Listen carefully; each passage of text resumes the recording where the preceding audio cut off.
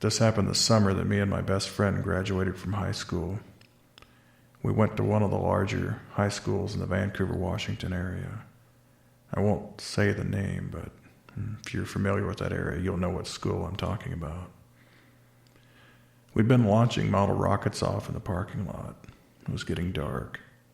We probably should have stopped, but we wanted to just launch it one more time, and we lost it on the roof. We went home, kind of disgusted that we'd lost a rocket that we'd worked so hard building. We thought about it, and we didn't have school to go to the next day. We didn't have jobs yet.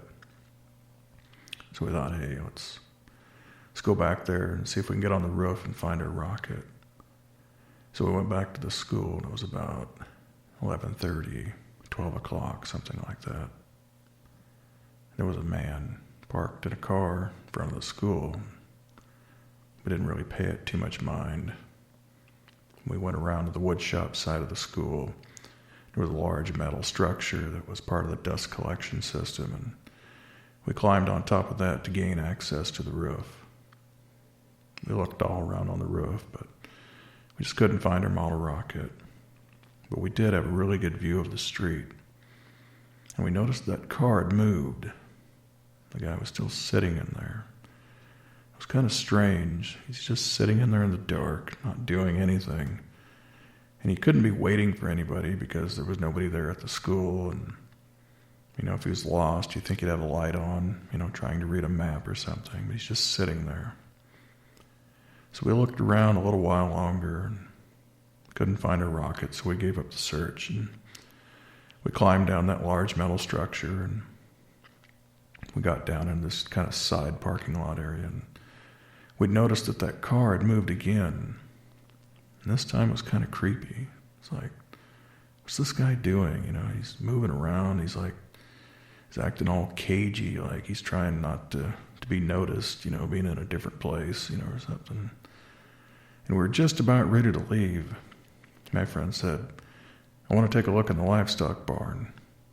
I was like, I really don't, I don't think that's the best idea right now. I've heard some pretty strange stories about that place, stories of ritual sacrifice and things like that. And he said, oh yeah, he said, I've heard those too. My friends actually said they had their sheep sacrificed one weekend, and they came in, the Monday morning, and their guts were slit open and blood all over the place, and there's melted candles and a chalk pentagram on the floor, and just very satanic looking, and it was just kind of hushed up, nobody really talked about it, more than just kind of whispers. And I was like, you really want to go back there? And now it's like, it's the witching hour, dude. It's like midnight, I don't think that's a good idea. And he's like, well, I raised pigs, all through high school, and I'd just like to go back one more time, see the little baby pigs. And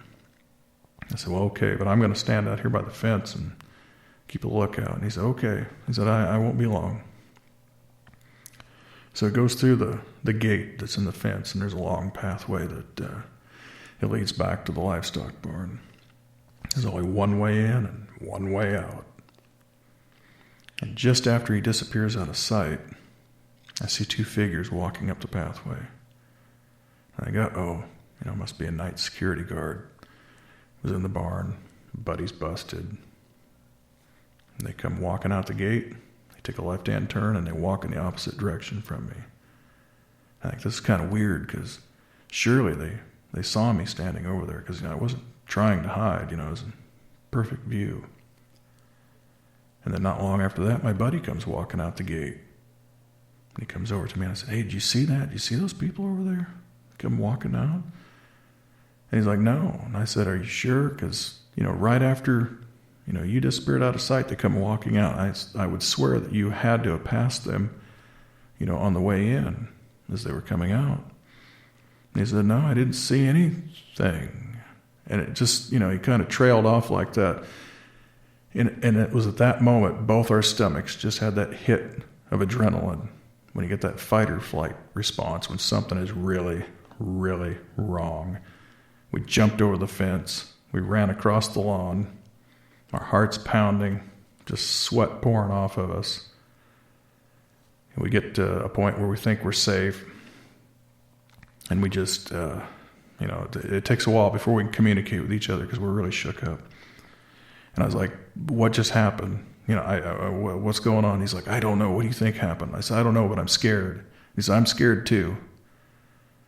And we thought about it some more, and we started to calm down. And then it occurred to us that guy in the car, that he was a watcher, that he was the lookout for the cult. That's what he'd been doing. He'd been keeping an eye out. And those two people that came walking out, they were the cult members. And they were in the barn to sacrifice. And we realized at that moment, if my friend had walked in just a little bit later, he may have never walked out.